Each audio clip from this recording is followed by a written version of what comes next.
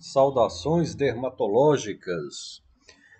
Meu nome é Tiago Gondim, eu sou médico dermatologista e coordenador das pós-graduações em dermatologia do Colégio Brasileiro de Medicina e Saúde, o CBMS. Estamos reunidos aqui para proferir a quinta aula do curso CBMS em hanseníase e leishmaniose. Hoje faremos uma avaliação do material em histopatologia da hanseníase.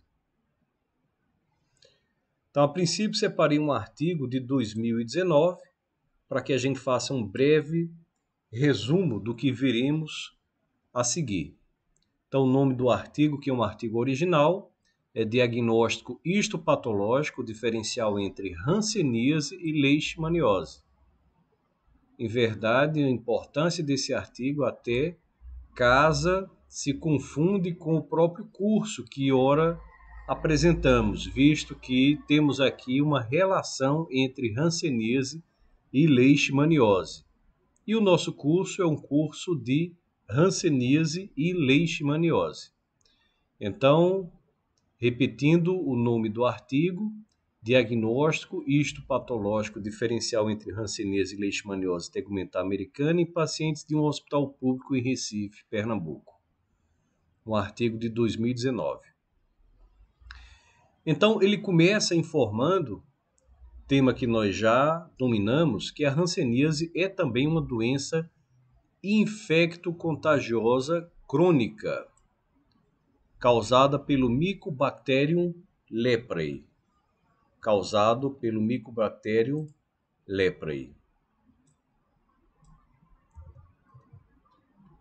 Que possui alta infectividade. Então, o que ele quer dizer com isso? Ele quer dizer que é muito fácil se contrair a bactéria, se contrair o bacilo, visto que a eliminação é muito provavelmente e a contaminação pelas vias aéreas. Então, o contato íntimo e prolongado com o indivíduo que tem a doença hanseníase, que tem grande número de bacilos, facilita o contágio. Então, é uma doença de alta infectividade. Ela infecciona fácil, mas não quer dizer que ela vá trazer repercussões dessa infecção, repercussões desse acometimento da alta infectividade, ou seja, a patogenicidade. Então, vimos que é uma doença de alta infectividade, mas a questão da patogenicidade, ou seja, da transformação em uma patologia, ela não é igual à infectividade. A grande maioria das pessoas que contrai a micobactéria não desenvolvem a doença ativa. Elas conseguem se livrar muito rapidamente a partir de um sistema imunológico assertivo, com uma capacidade inata de destruição do bacilo, bem como uma capacidade adaptativa a partir de celularidade de uma TH1 que consegue destruir rapidamente os bacilos. Então, é uma patologia que acomete a pele, acomete a mucosa nasal, os nervos periféricos e possui um amplo espectro de manifestações clínicas. Aqui é importante salientar que nós, como dermatologista, avaliamos muito a questão pele, a questão nervo periférico. Mas a hanseníase, ela pode acometer quaisquer dos órgãos ou sistemas. Então, é muito mais comum na nossa visualização dermatológica a relação com a pele. Contudo, os órgãos do sistema retículo endotelial, o baço, o fígado, os linfonodos, a medula óssea, também são altamente infectados. E, obviamente, algumas outras estruturas também são infectadas. qualquer órgão ou sistema pode ser infectado, mas as maiores repercussões nós vemos em pele, nós vemos em nervos periféricos. E os nervos periféricos, porque existe uma facilitação de desenvolvimento do bacilo, que já é dificultada, essa facilitação nem sempre acontece, então esse desenvolvimento é dificultado, mas o frio facilita a replicação dessa bactéria, o crescimento dessa bactéria. Então, possui um amplo espectro de manifestações. A gente já chegou a ver situações em que a importância do TH1 é mais forte, então temos ali a manifestação tuberculoide com formação de granulomas, pouca visualização, quase nenhuma visualização de micobactérias, porque os macrófagos eles são muito eficientes, os linfócitos ajudam muito, as células epitelioides a partir dos estiócitos e macrófagos, elas conseguem destruir os bacilos, e vemos as formas repletas de bacilos, onde os macrófagos não conseguem tal destruição e os linfócitos estão em pequena quantidade, que são, por exemplo, o polo virchoviano e algumas das fases do espectro instável, ou seja, a dimorfa virchoviana. Então, esse tipo de resultante, esse tipo de construção da manifestação clínica vai depender da resposta imunológica que o indivíduo terá frente a esses bacilos. Então, é muito mais uma característica do indivíduo, a manifestação clínica, que da agressão providenciada pelo bacilo. Então, as lesões de pele elas podem ser máculas pálidas e anestésicas, como no caso da hanseníase indeterminada. Podem existir infiltrações difusas da pele. Essas infiltrações difusas encontramos principalmente nas lesões multibacilares, as lesões virchovianas, ou nódulos infiltrados eritematosos. Por exemplo, podemos ter nódulos a partir da providência de construção de um granuloma. Então, as manifestações neurológicas podem ser na forma de infiltração e espessamento de nervos que provocam anestesia, parestesia, neurites, encurtamento dos dedos, úlceras tróficas. Então, a principal reação provocada pela hanseníase seria o ataque aos nervos, que se mostram espessados, dolorosos e, clinicamente, se impõem com anestesia, com disestesia, com parestesia, posteriormente com alterações do tato proprioceptivas e alterações da força, ou seja, os nervos eles perdem também a capacidade, não só sensitiva, mas também a capacidade motora, a capacidade de manutenção do tônus da musculatura. E aí teremos alterações tróficas, alterações do trofismo dos músculos, provocando aí as mãos em garras, os pés caídos, as alterações oculares, as quedas de pálpebras, como o lagoftalmo. Então, teremos repercussões do trofismo muscular. Então, o diagnóstico é realizado principalmente por meio do perfil clínico.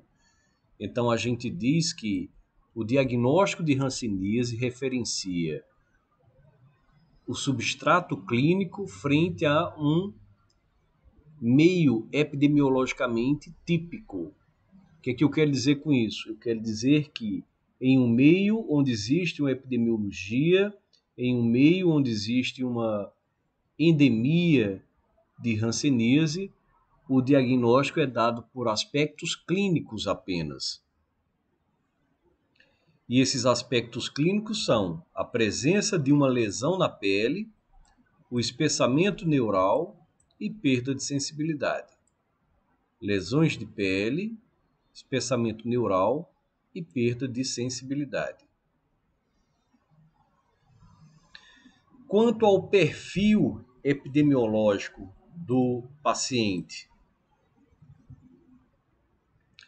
e quando necessário, realizam-se baciloscopia e análise histopatológica. Aproximadamente 70% dos diagnósticos são dados apenas com a clínica em um meio epidemiologicamente conhecido. A baciloscopia e a análise histológica, elas são solicitadas quando de lesões atípicas, que isso chega em torno de 30% dos casos. Então, a biópsia de pele ou de mucosas nasais na área onde está a lesão devem ser realizadas, sendo coletadas amostras da borda da lesão e coradas a partir de uma técnica chamada Z-Nielsen. A hematoxilina e eosina, ela não consegue observar bacilos, embora esses bacilos eles só vão estar presentes, só vão ser facilmente reconhecidos quando de situações de pluralidade na quantidade de bacilos, ou seja, nas lesões multibacilares. Raramente conseguimos ver nesses pacientes algumas massas basofílicas intracitoplasmáticas que referenciam as globias, que são a união desses bacilos a partir de uma substância chamada gleia, as globias unidas pela gleia. Mas é muito mais fácil se observar a partir do Z-Nielsen, do fitifáraco.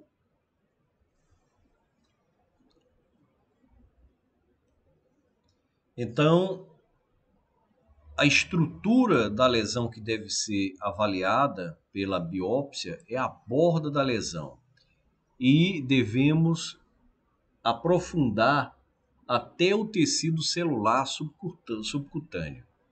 Então, os cortes histológicos de blocos parafinizados de pele ou mucosas dos pacientes são feitos, em geral, em espessura de 5 micrômetros e aí são processados e corados. E essa avaliação do Mycobacterium leprae é feito a partir da coloração específica, como falamos, de Z-Nielsen.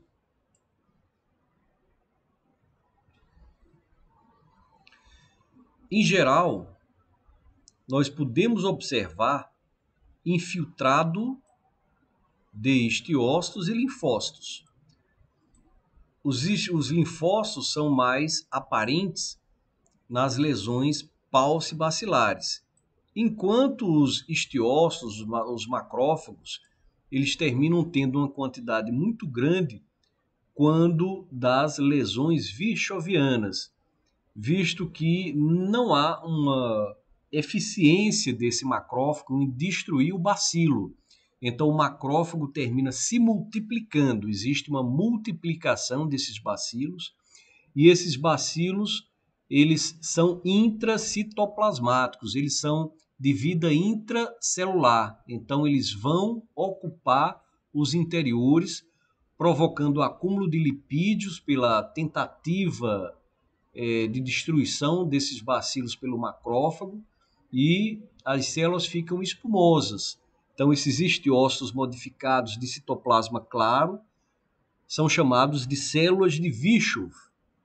Nós conseguimos ver, principalmente nas lesões paucibacilares, uma localização perianexial, ou seja, ao redor de glândulas sudoríparas, ao redor de filetes nervosos, ao redor de folículos pilosos, tá? Então, perineural a partir dos folículos, dos filetes nervosos, e a hanseníase indeterminada, ela termina tendo aí uma característica inespecífica, onde apenas faremos a suspeita da hanseníase, quando existe esse infiltrado linfohistiocitário de localização perianexial e perineural.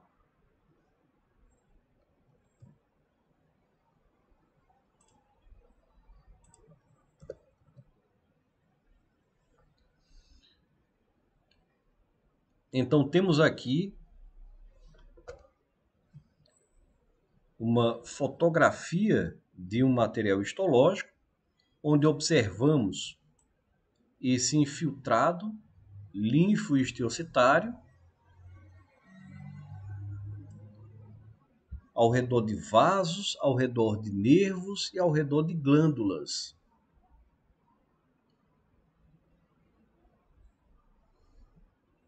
Então, aqui nós conseguimos ver esse infiltrado mais caracteristicamente. Infiltrado que acomete aqui uma região anexial, de anexos.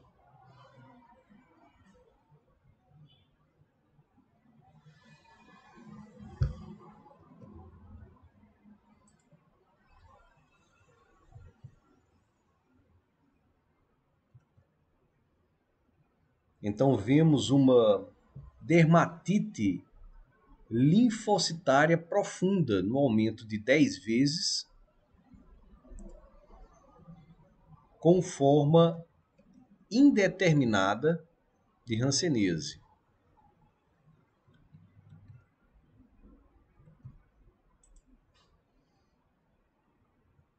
Vemos essa dermatite linfocitária profunda perianexial, aqui no aumento maior de 40 vezes.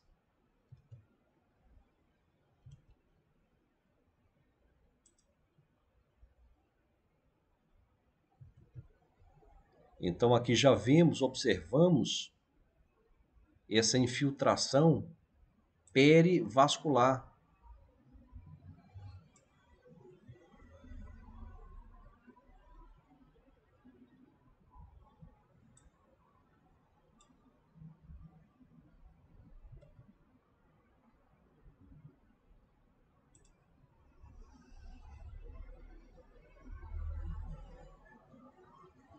Observamos aqui que essa dermatite,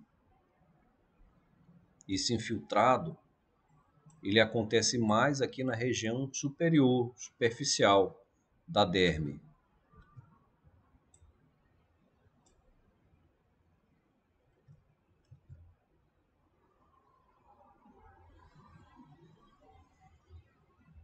Aproximando, vimos o infiltrado linfohistiocitário.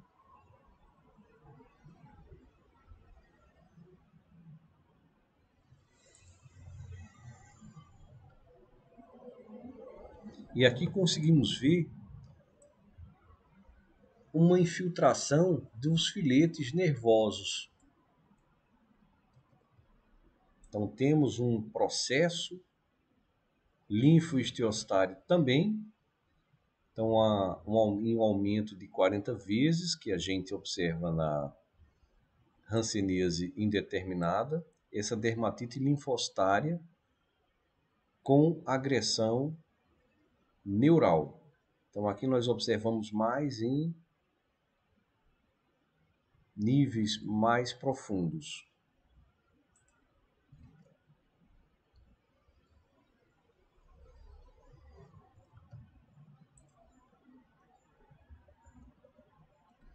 Então na hanseníase tuberculoide, nós conseguimos observar macrófagos e histiócitos, e essas células elas terminam por ter uma formação, um formato diferenciado, que a gente chama de células epitelioides.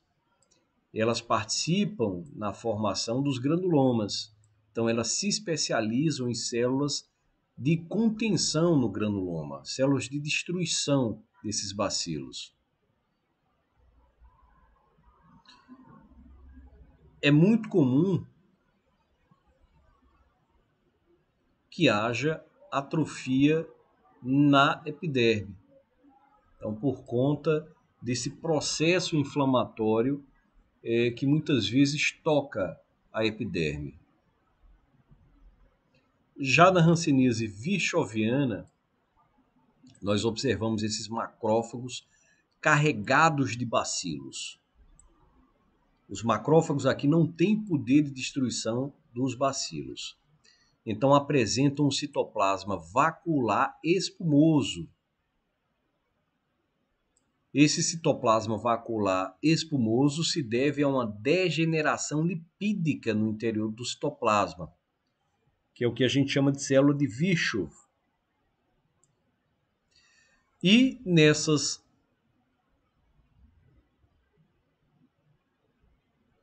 formações, as hanseníases de formato multibacilar, os linfócitos em geral são raros. Aqui eu trouxe um artigo um pouco mais antigo, mas que ele é bastante didático. Posteriormente veremos as fotografias histológicas.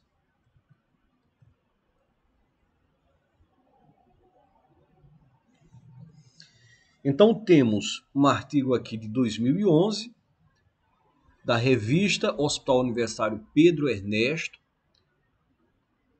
O título do artigo é Hanseníase, correlação clínico-histopatológica.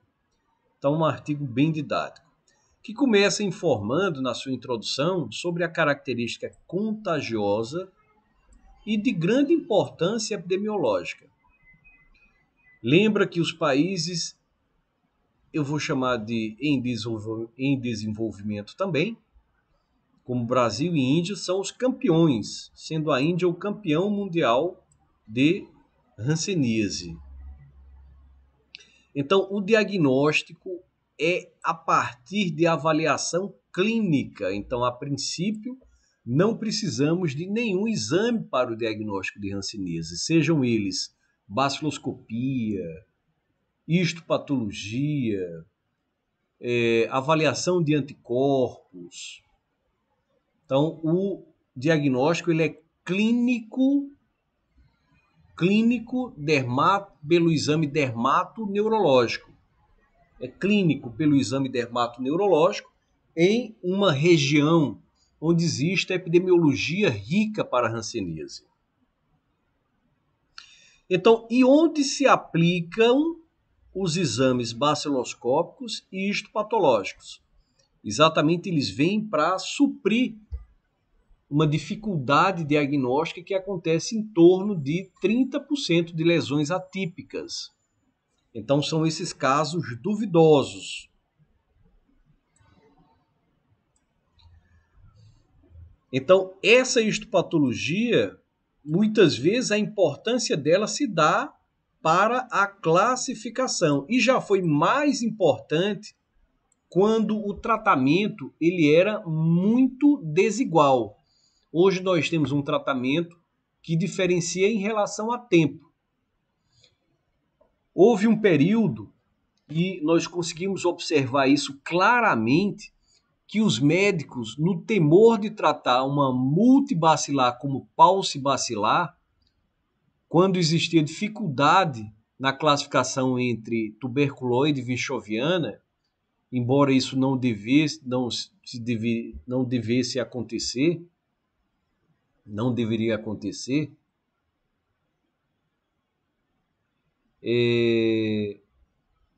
acontecia. E o médico muitas vezes tratava um paucibacilar como multibacilar, porque não tinha condições técnicas para fazer essa operacionalização. Daí veio até uma classificação operacional em até 5 lesões ou mais de 5 lesões, para se dizer se era pauci ou multibacilar. E isso orienta o tratamento, como deve ser feito o tratamento para pauci ou para multi. Então, pessoas com imunidade mediada por células suficientes contra o bacilo destroem o bacilo. Então, a maioria das pessoas, a grande maioria, destrói rapidamente o bacilo por sua imunidade mediada por células, ou seja, sua imunidade adaptativa.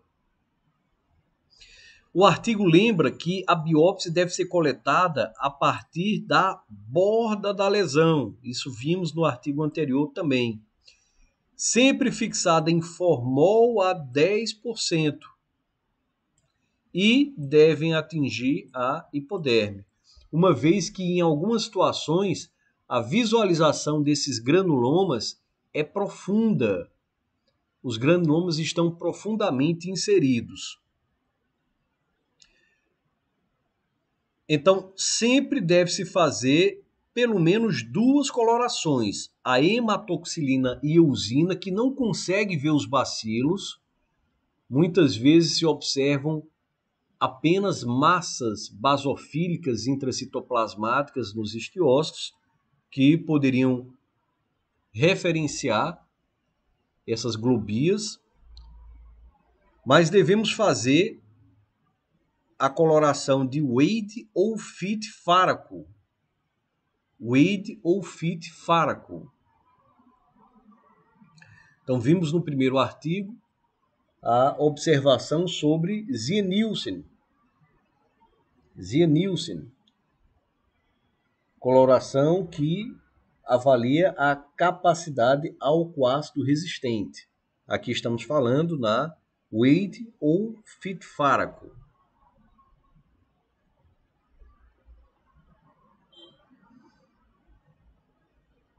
Então ele diz que as células epitelioides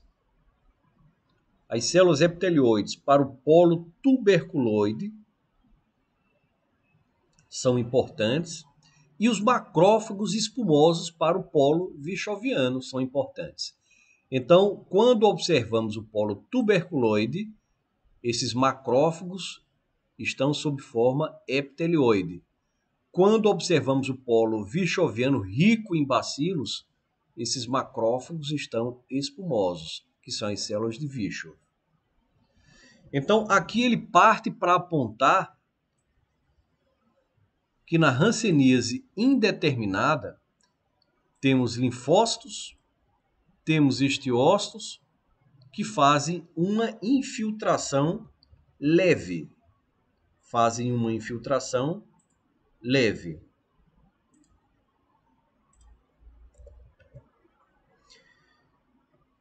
E estão localizados ao redor de nervos e ao redor de anexos. Vasos também, folículos pilosos, glândulas. Então, isso torna provável a hipótese de hanseníase. Não faz o diagnóstico. O laudo é de compatibilidade, pois não se observam bacilos. Os bacilos são raramente observados, mesmo que nas colorações especiais. Algumas lâminas podem mostrar características dos 2 polos em lesões diferentes ou na mesma lesão. Então, um paciente pode ter lesões diferentes. O paciente pode estar num polo dimorfo, mas ele pode ter lesões diferentes que podem referenciar a evolução imunológica. Exemplo, ele iniciou o quadro com um tipo de defesa e depois ele evoluiu sua defesa. Isso pode acontecer. E podemos também ver numa mesma lesão formas de reação diferentes. Na hanseníase tuberculoide, e já vimos aqui a questão das células epitelioides, nós temos estiócitos ou macrófagos se diferenciando nessas células epitelioides. E essas células se reúnem formando granulomas. Esses granulomas conseguem destruir o bacilo.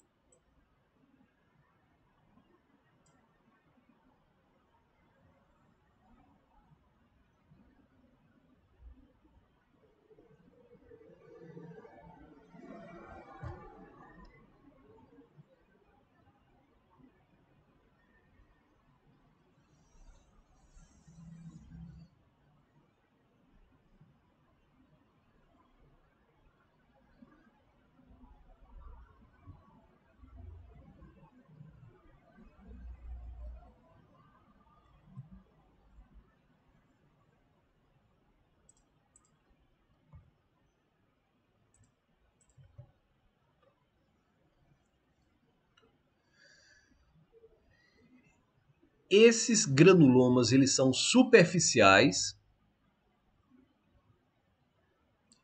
No caso da hanseníase tuberculoide, eles podem ser superficiais e entram em contato íntimo com a epiderme. E isso produz atrofia da epiderme.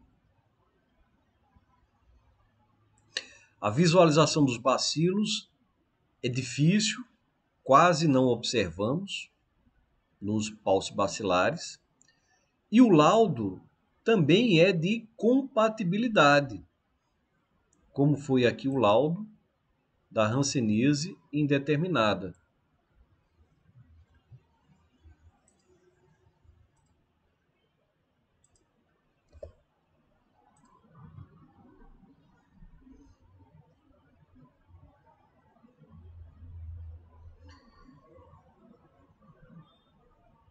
E será dado quando observada a agressão a filetes nervosos. Já na forma dimorfa, temos uma instabilidade, já que estamos num polo instável. Então temos características tuberculoides e virchovianas.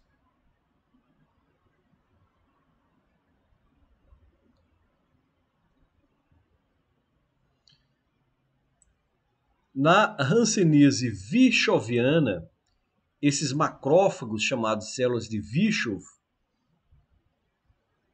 que apresentam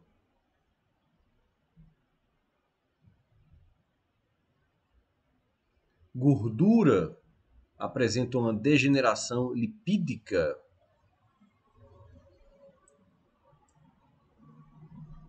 E seu citoplasma claro, vacuolar e espumoso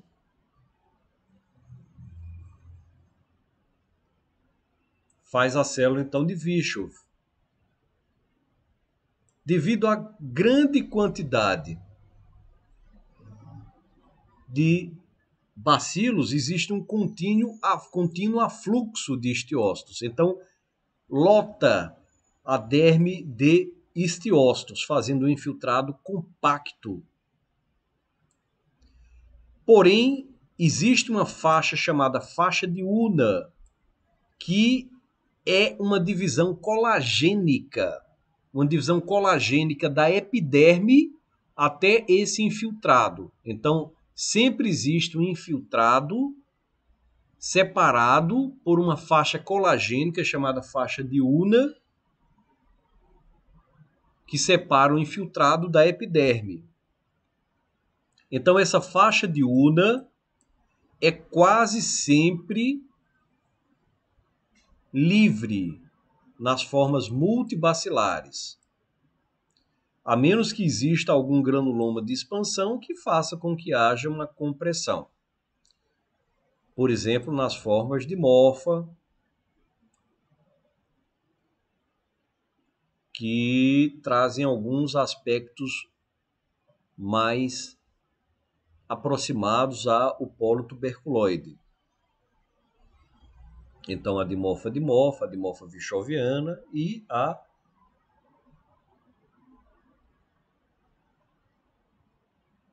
própria virchoviana. Então, aqui lembrar que na hanseníase virchoviana, os linfócitos são escassos. Quando eles conseguem infiltrar os filetes, isso não é tão forte quanto na tuberculoide, daí os nervos serem menos afetados na hanseníase virchoviana, assume uma disposição concêntrica em camada, chamado bulbo de cebola. Bulbo de cebola. Então os linfócitos eles são mais numerosos, claro, nas formas de hanseníase tuberculoide, nas formas de hanseníase indeterminada, e na hanseníase virchoviana são menos frequentes. Então são menos numerosos na hanseníase dimorfa virchoviana, seguido menos na dimorfa dimorfa e são menos escassos no polo virchoviano, e são mais escassos no polo virchoviano.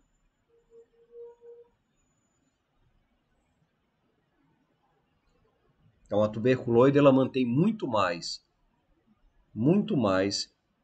linfócitos.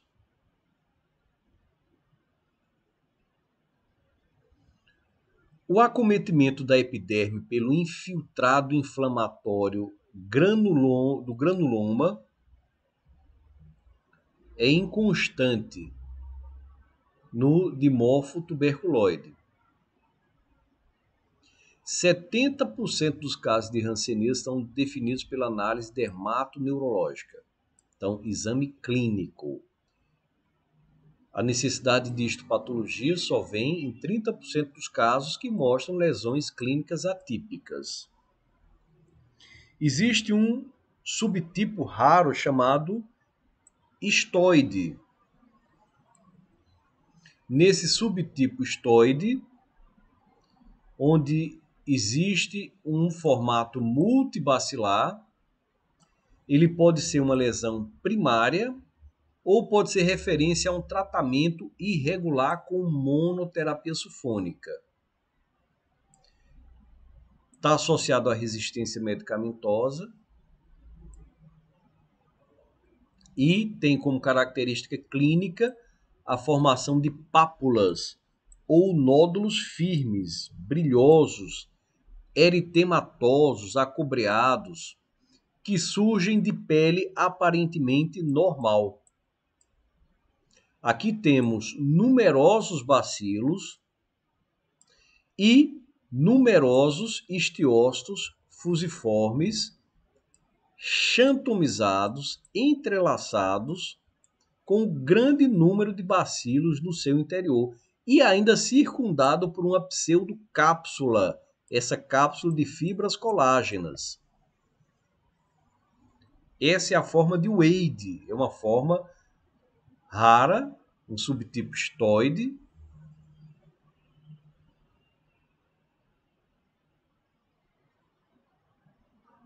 chamada hanseníase de Wade.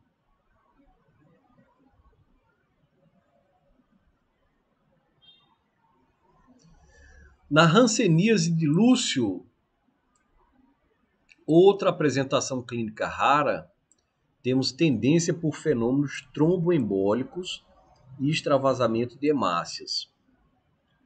Lembrando que os pacientes com até 5 lesões são classificados como paucibacilares. Isso é a classificação operacional. Acima disso, multibacilares.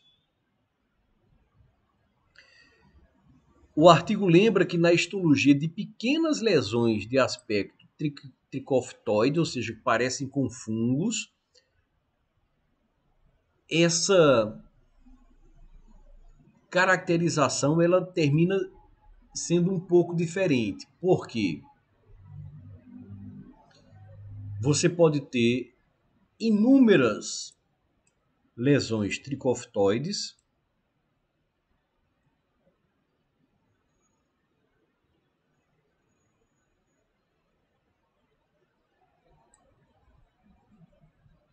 podemos ter e temos na realidade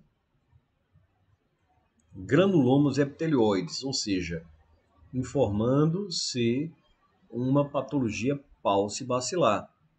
Os granulomas destroem muito o bacilo, mas podem haver inúmeras lesões. e uma zona subepidérmica poupada. E às vezes temos poucas lesões, mas com macrófagos espumosos e com bacilos, portanto multibacilares, mas são casos de exceção. Então a histopatologia não deve ser considerada padrão ouro para o diagnóstico. Ela apoia o diagnóstico. Em áreas não endêmicas, obviamente, vai existir uma dificuldade do dermatologista realizar o diagnóstico, que é dermatoneurológico. Principalmente quando não conseguimos visualizar os bacilos na histologia. Finalizando este artigo, nós temos o diagnóstico diferencial no polo tuberculoide, dermatofitoses, acabamos de falar sobre dermatofitoses. Então aqui nós temos focos de neutrófilos e pouca reação epidérmica. E ainda conseguimos ver os fungos quando utilizamos o ácido periódico de Schiff, o PAS. Outro diagnóstico, granuloma anular. Aqui nós vemos presença de mucina e degeneração de colágeno, que é importante no diagnóstico do granuloma. Mucina e degeneração colagênica e orla linfohistiocytária. Já na sarcoidose, temos os famosos granulomas nus, que é um granuloma sem linfócitos na periferia,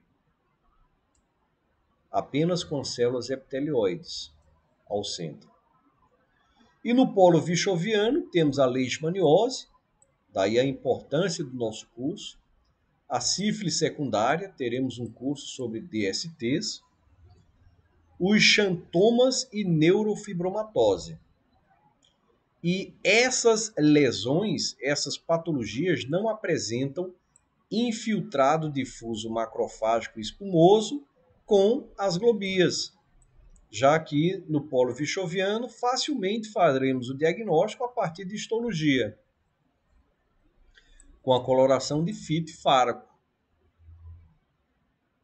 Então, em áreas endêmicas, existe a dificuldade para o diagnóstico pelo dermatologista. Vejamos agora algumas fotografias para finalizarmos o nosso momento de quinta aula. Vejamos algumas fotografias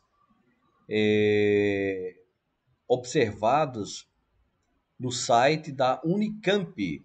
Fotos maravilhosas no site da Unicamp.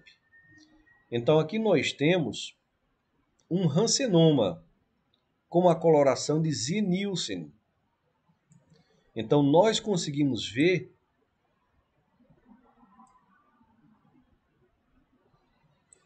bacilos. Nós conseguimos ver células espumosas repletas de bacilos, globias. Nas globias existe a união pela gleia. Aqui conseguimos ver macrófagos de citoplasma claro. Não conseguimos ver muito bem os seus limites. Os citoplasmas vaculados. E nós temos os bacilos, as globias.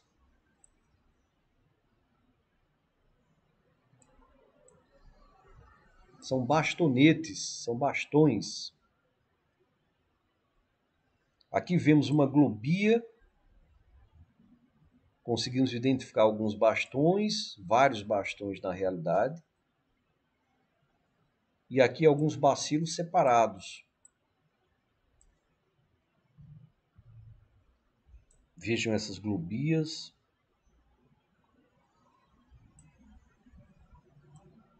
Então, muitas vezes, na hematoxilineosina, conseguimos ver essa estrutura como uma massa basofílica intracitoplasmática. Vejam as globias unidas pela gleia dentro dos macrófagos. Aqui não conseguimos ver muito bem os limites dos macrófagos. São células vacuoladas, citoplasmas repletos de bacilos.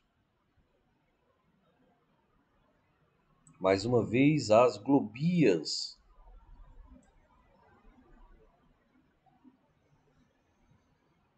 Globias, células vacuoladas, células espumosas, as células de Virchow.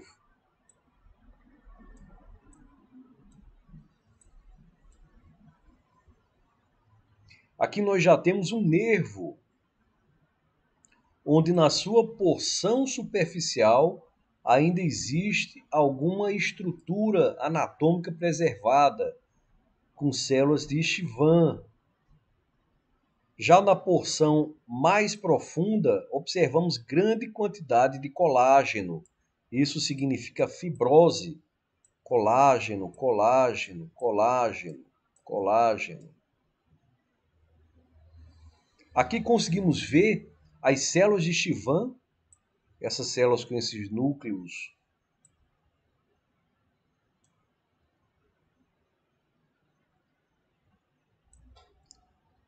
basofílicos. E conseguimos ver as células de Virchow. Em hematoxilina eosina, não conseguimos ver os bacilos. Então, os feixes de células de Schwann, então estão aqui os feixes, e o aglomerado de células de Virchow.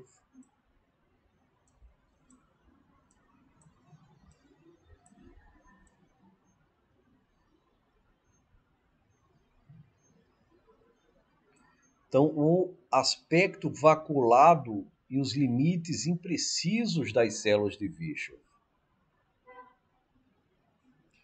Na porção profunda dos nervos, fibrose. Vejam que as células de Schwann são afastadas cada vez mais pela fibrose. Isso provoca destruição nervosa.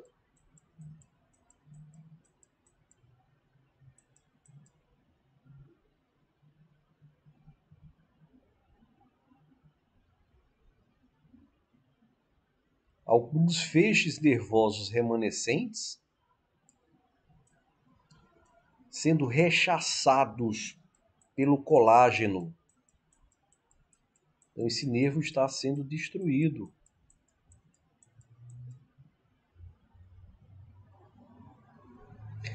Para que a gente entenda que outros tecidos também são afetados pela hanseníase. E aqui vemos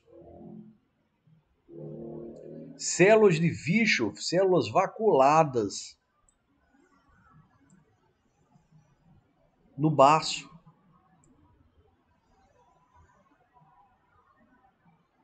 No centro, na polpa branca, temos acúmulo de material amiloide pela destruição inflamatória. Então vejam aqui as células espumosas, são células de Virchow, limites imprecisos, citoplasma claro, volumoso,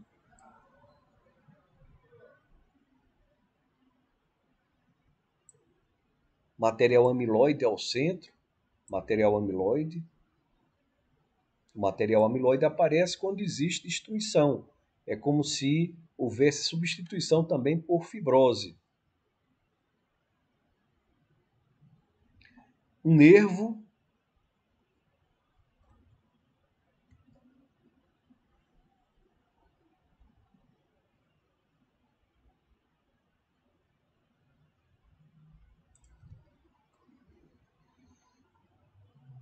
com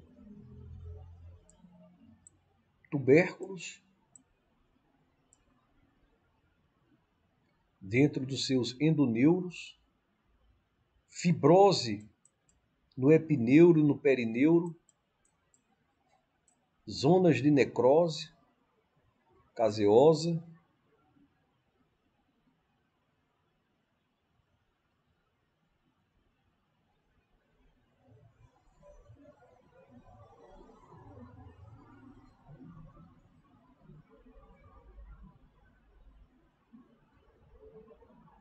então granuloma com necrose caseosa,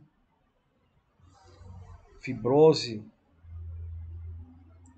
de epineuro, infiltrado inflamatório, linfoesteostário, aqui a necrose caseosa,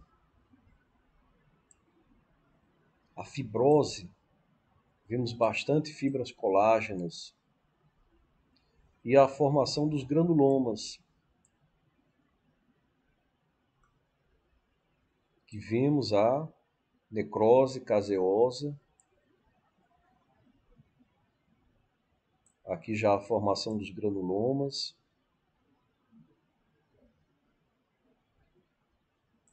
então os granulomas sendo formados,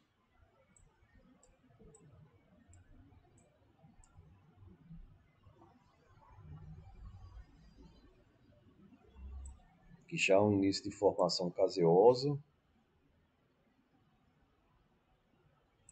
necrose caseosa. Então existe aqui a destruição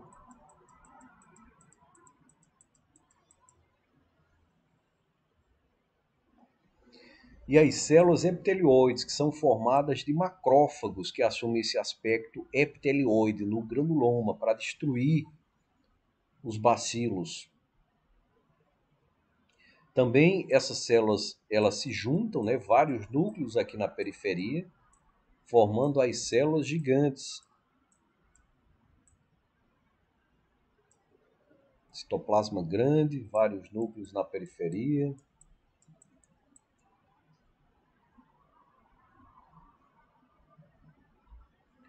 Aqui granulomas sendo bem vistos.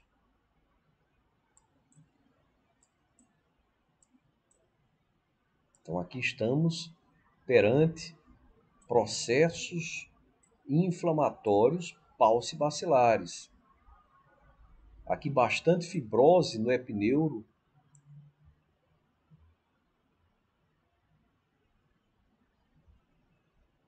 Então epineuro, perineuro bastante fibrosados.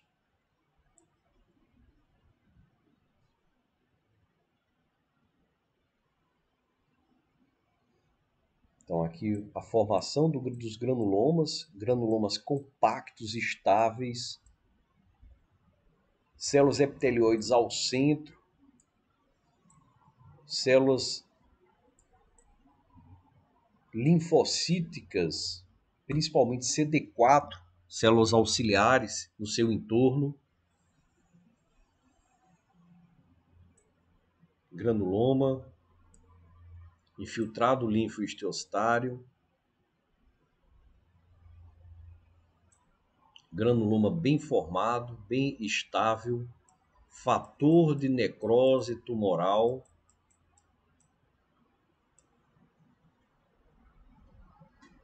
células epitelioides ao centro, linfócitos na periferia,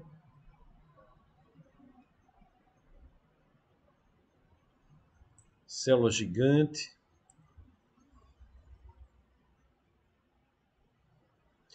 na hanseníase indeterminada,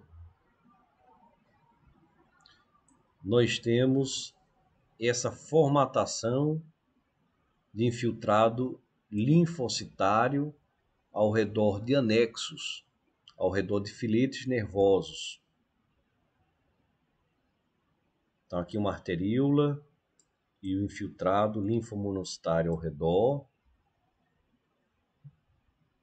Aqui nós temos glândulas sudoríparas, nervo, filete nervoso e uma arteríola. Vejam que a luz da arteríola é menor e a parede mais grossa. que o que acontece aqui na glândula sudorípara, que tem uma luz maior. Aqui outra arteríola. E no nervo nós não temos a luz. Então, infiltrado importante, aqui colágeno, aqui adipócitos. Então, vejam esse nervo aqui sendo infiltrado. Aqui a arteríola, aqui a glândula.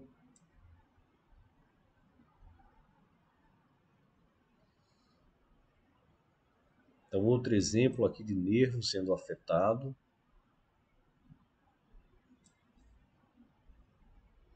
Detalhe da afetação daquele nervo.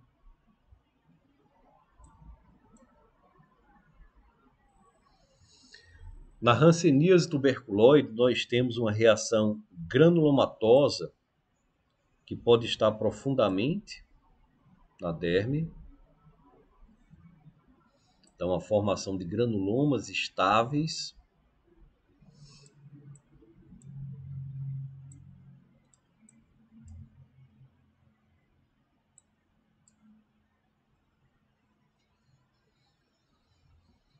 Infiltrado linfoesteostário.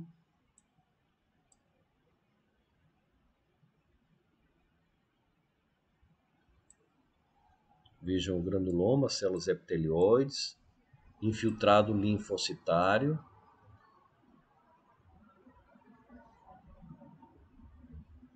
O núcleo das células esteocíticas são mais claros que o núcleo das células linfocitárias. Célula epitelioide, linfócito, célula epitelioide, linfócito. Então, no centro, mais células epitelioides, na periferia, mais linfócitos, principalmente CD4 e um pouco de CD8. Mais ou menos 2 CD4 para 1 CD8.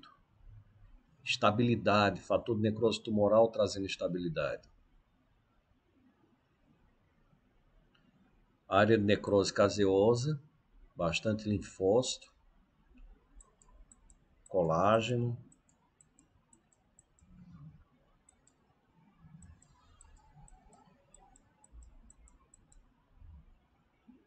Na realidade, temos células apoptóicas, células mortas.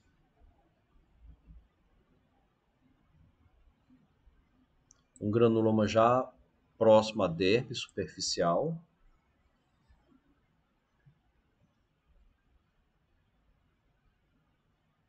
Isso pode trazer atrofia da epiderme. A fotografia mais próxima desse granuloma, células epitelioides ao centro, células linfocíticas ao redor.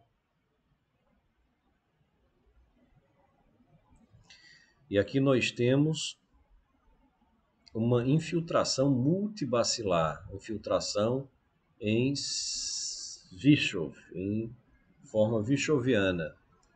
Então, temos muitas células macrofágicas, né? Os esteócitos xantomizados, os esteócitos xantomizados, com necrose lipídica. Então, aglomerado dessas células de Virchow. Observe que existe aqui a faixa de Una. Essa faixa de Una é uma faixa dérmica que separa o infiltrado da epiderme. Essa quantidade de colágeno aqui e a agressão termina por retificar. Então, aquele aspecto de vai e vem é perdido. Então, a epiderme é retificada e fica atrófica. Então, as células de Virchow é um macrófago.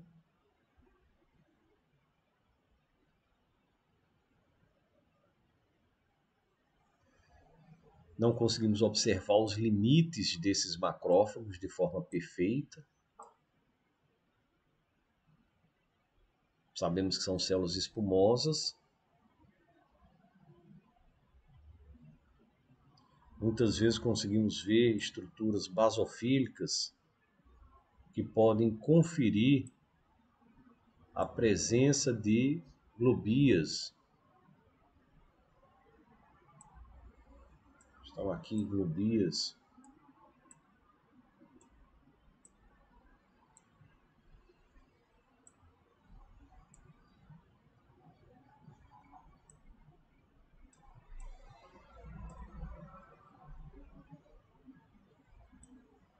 Globias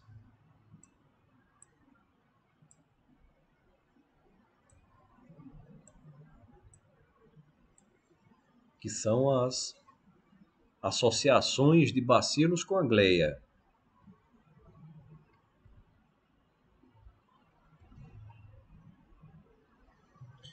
Bom, então, por hora, nos despedimos com a finalização da parte de histopatologia e voltaremos a seguir com a aula número 6 sobre hanseníase. Meu nome é Tiago Gondim, sou médico dermatologista e encerramos a nossa aula do curso de hanseníase e leishmaniose do Colégio Brasileiro de Medicina e Saúde.